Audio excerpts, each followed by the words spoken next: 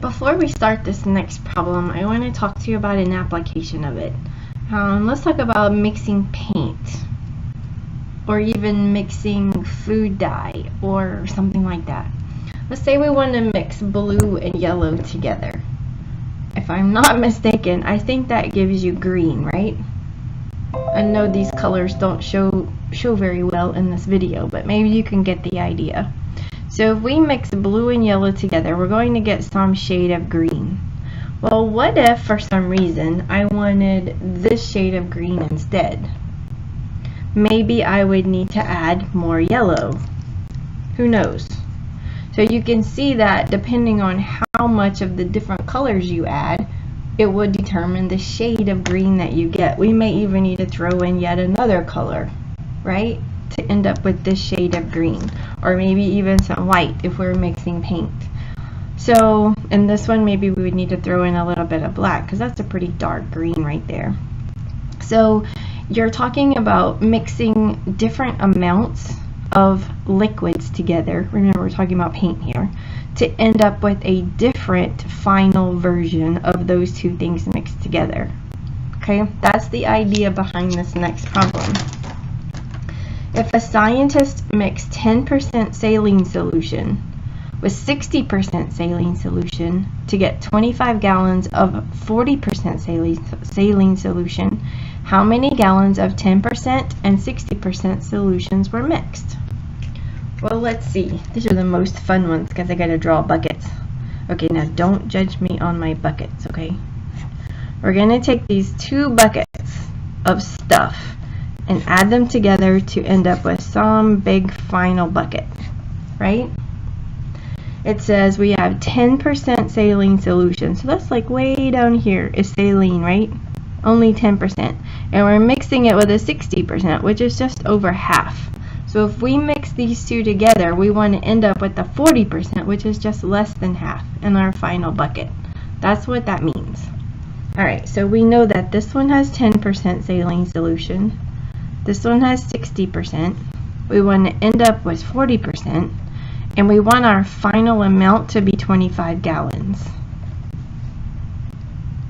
What we don't know is how many gallons of each one to use. So let's just call this X gallons. And let's call this Y gallons.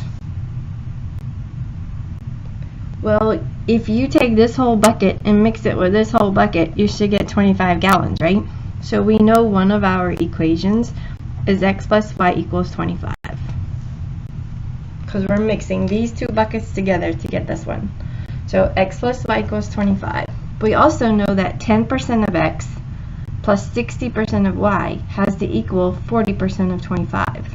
So how do we write that in an equation? 10% of X plus 60% of Y is equal to 40% of 25. Now, just in case you forgot, if you have a percent means per 100. So this literally means 40 per 100. You can divide that on your calculator. If you do, 40 divided by 100 is 0.4. The shortcut that we have, move it back 2 places because you're dividing by 100. Okay, so that's how we came up with all of these decimals. 10% is 0.1, 60% is 0.6, and 40% is 0.4. Well, let's clean this up a little bit. We have X plus Y equals 25. 0.1X plus 0.6Y equals 0.4 times 25 is going to be what? I think it's going to be 10. I forgot. There we go.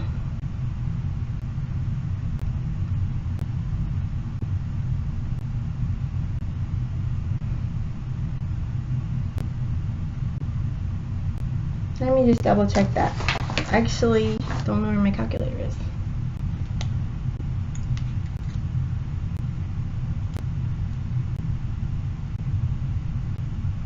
Okay, we're good. I don't know why I questioned myself there. Alright, I hope that made you smile.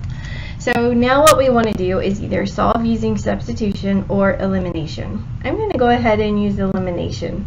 So maybe what I will do is multiply this equation by a negative 0.1. That would make my x's go away. So if I multiply that one by a negative 0.1, I have negative 0.1x minus 0.1y equals negative 0.1 times 25 is negative 2.5. And I want to add that to 0.1x plus 0.6y equals 10. These go away. Negative 0.1 plus 0.6 is 0.5y. Negative 2.5 plus 10 is a positive 7.5. Divide both sides by, divide both sides by 0.5, and I end up with y is equal to 15. So what does that tell us? That tells us that the 60% bucket is going to have, I don't know why I wrote 14, is going to have 15 gallons in it. Well, how do I find x then? Remember, x plus y is equal to 25, which means x plus 15 is equal to 25. Subtract 15, and you find out that x is equal to 10. So that means we need 10 gallons of the 10% saline solution, and we need 15 gallons of the 60% saline solution. If we mix it in that form, we would end up with 25 gallons of a 40% solution.